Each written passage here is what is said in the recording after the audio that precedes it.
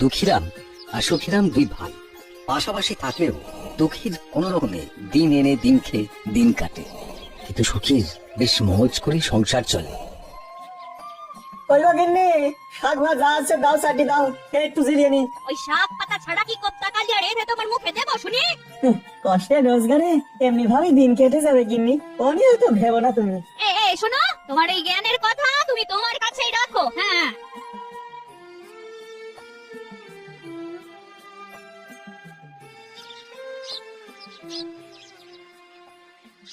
আরে ও বউ, বলি খাবার পরে পান মশলা খানা কি খাবার হজম হয়ে যাওয়ার পরে দেবে নাকি? দিচ্ছি গো দিচ্ছি। তোমার জন্য সবটা তাড়াহুড়ো। না না, তারা আর কিসের, বাবার সম্পত্তি ভাইকে না দিয়ে নিজেই হাতিয়ে নিয়ে পায়ের উপরে পা তুলে ভালোই তো দিন কাটছে। শুধু কি তাই, সকাল নেই বিকেল নেই, ঘর বয়ে যে মালকী আসছে সেটা তো বললে না। সেটা আবার বলার কি আছে? হ্যাঁ, বন্দুকির কারবারে তো লাভই লাভ, যাই বলো আর তাই বলো, সব মিলিয়ে বেশ ভালোই চলছে।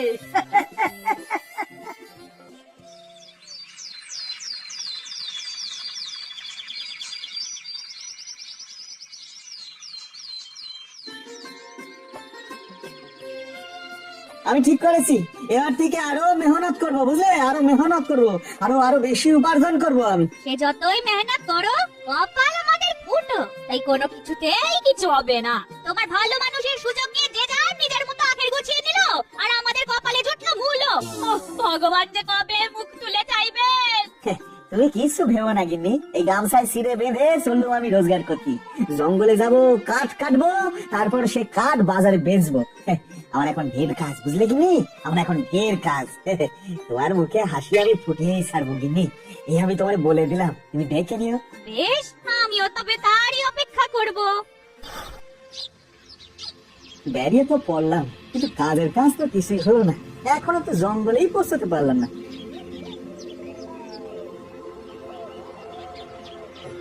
কোথায় যাচ্ছ বাবা? বলি খাবার দাবার কিছু আছে? আমার যে বড্ড খিদে পেয়েছে বাবা। ও তাই বুঝি, বেশ, তাহলে তুমি আমার এই সিরে কটা খাও।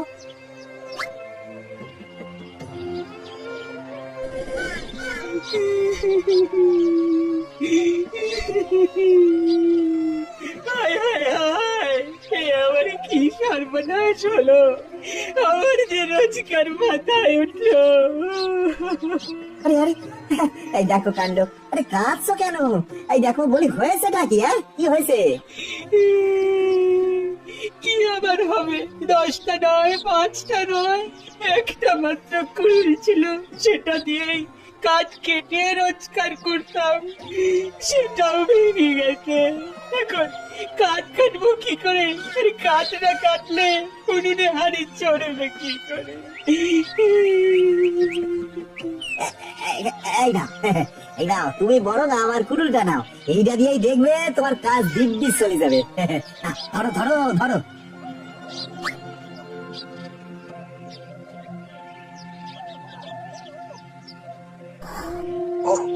ওরে বাবা রে, কেঁপে কেঁপে হাড়ে হাড়ে ঝনঝনি ধরে গেল রে। কি গো, তুমি এমন ঠক ঠক করে কাঁপছো কেন? আরে পোশাক আশাক তো তোমার তেমন নেই দেখছি। সবই যখন বুঝতে পারছো, তখন আমি আর কি বলি? না না না না, তোমায় আর কিছু বলতে হবে না, তুমি বরং আমার এই পোশাকটা পরে খালি সামলে নাও। নাও নাও নাও। তাহলে তুমি, আমি এই গামছাখানা জড়িয়ে চালিয়ে নেবো, ও নিয়ে তুমি কিচ্ছু দেবো না। না, বেলা পড়ে আসছে, আজ বরং বাড়িতেই ফিরে যাই। যাই।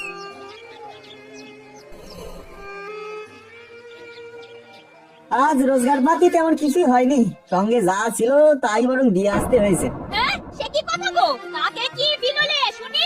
বুড়ো বাবা না খেতে পেয়ে কষ্ট পাচ্ছিল, তাই সিরে কটা ওনারে দিলাম। আরেক বেচারা কুড়ুল ভেঙে গেছে বলে কান্নাকাটি করছিল, সে কি কান্না গিন্নি, তা কি করি, তা আমার কুড়ুল খারাপ তারে দিলাম। আর যে বুড়োটা ঠান্ডায় কষ্ট পাচ্ছিল, তারে জামাটাই খুলে দিয়ে দিলাম।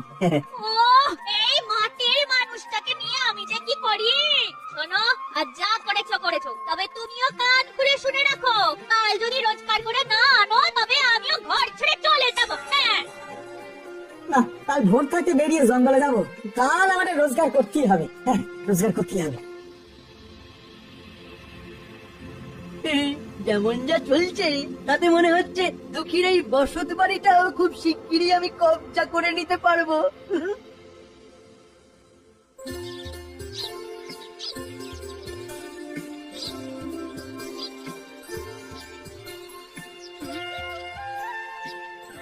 যেমনটা ভেবেছিলাম তেমনটাই হয়েছে, আজ আর কোনো গন্ডগোল হয়নি। তবে জঙ্গলে যখন একবার পৌঁছে গেছি তখন বাকি কাজও ঠিকই করে ফেলবানে।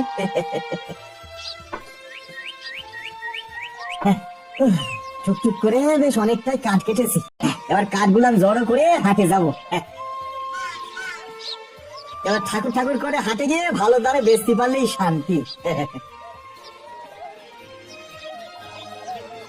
আজ আর গিন্নি আমার উপর রাগ করতে পারবে না, আজ তো আমি আর খালি হাতে ফিরবো না।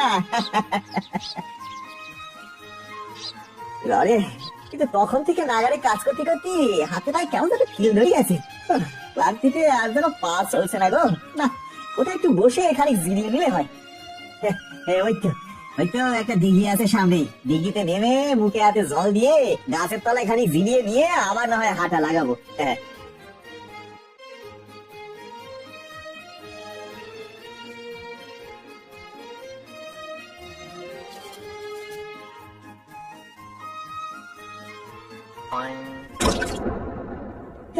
এই রে, কি সর্বনাশ হলো আমার! ট্যাগ থেকে থলে খুলে সব খুচরো যে জলে ডুবে গেল। আমি আর কোন মুখে বাড়ি যাবো? আমি আর কোন মুখে বাড়ি ফিরবো? বিকেল গড়িয়ে সন্ধে হয়ে এলো, কিন্তু কই এখনো তো তার পাত্তা নেই। আমার কোথায় কষ্ট পেয়ে তিনি হয়তো আর বাড়ি ফিরবেন না। না না না, আমার কি সর্বনাশ হলো! ওগো ওগো, কে কোথায় আছো? আমার কর্তাকে নিয়ে এসো না গো। ওগো আরে এখন আর কেঁদে কি হবে? তোমার কর্তার রোজগার হয়নি তাই সে ঘরে ফেরেনি, এটাই বুঝতে হবে। সবই তো বুঝলাম, কিন্তু কর্তা আমার ফিরে আসবে তো? সে ফিরলেও তোমাদের কপাল কি আর ফিরবে? তার চেয়ে তোমরা বরং এক কাজ করো, এবার তোমাদের এই বসত বাটিটাও আমার কাছে বন্ধক রেখে তোমরা বরং ভাগ্য ফেরাতে গ্রাম ছেড়ে চলে যাও। হ্যাঁ,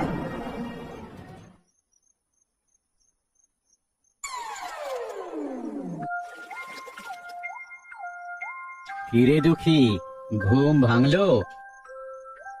ও, ভাগ্যিস আপনি ডাকলেন সাধু বাবা। মনের দুঃখে কখন যে ঘুমিয়ে পড়েছি খেয়াল নেই। না না, এক্ষুনি বাড়ি ফিরতে হবে, এক্ষুনি বাড়ি ফিরতে হবে। তবে তবে থলে তো নেই, বাড়ি ফিরে গিনিরে কি বলবো? হ্যাঁ, কি আর বলবি? বলবি থলে ভর্তি করে ঘরে ফিরেছিস। এই নে, এই তো তোর ভর্তি থলে। এটাই খোয়া গেছে বলে কাঁদছিলি তো, এটা নিয়ে বাড়ি যা যা। আপনি আমার খুচরো ভর্তি থলে পেয়েছেন বাবা? কই কই দেখি দেখি। দেখি, এ পুঁটলি তো আমার নয়, এ তো সোনার মোহর ভরা। হ্যাঁ, এ তো সোনার মোহর। বেশ তো, তবে এটা নিশ্চয়ই তোর।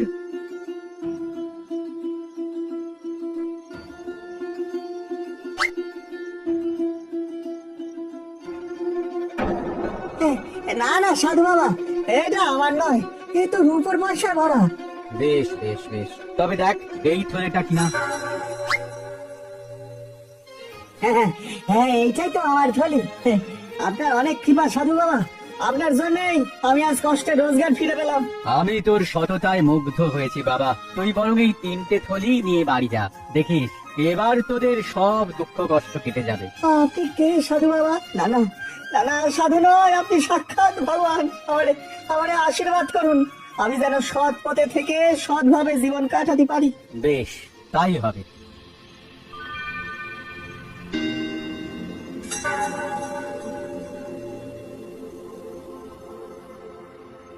দাদা রে, আজ আমারও চোখ খুলে গেছে, আমিও নিজের ভুল বুঝতে পেরেছি। তোর মতো সৎ আর সহজ সরল মানুষকে ঠকিয়ে আমি বড় অন্যায় করেছি দাদা। তবে আর নয়, ঘরে ফিরে গিয়েই আমি তোর সব সম্পত্তি ফিরিয়ে দেবো দাদা, সব ফিরিয়ে দেবো। আর এবার থেকে দুই ভাই মিলে মিশে পরিশ্রম করিয়ে সৎ পথে আয় করব। চল ভাই চল, শেষ ভালো যার সব ভালো তার। চল চল চল।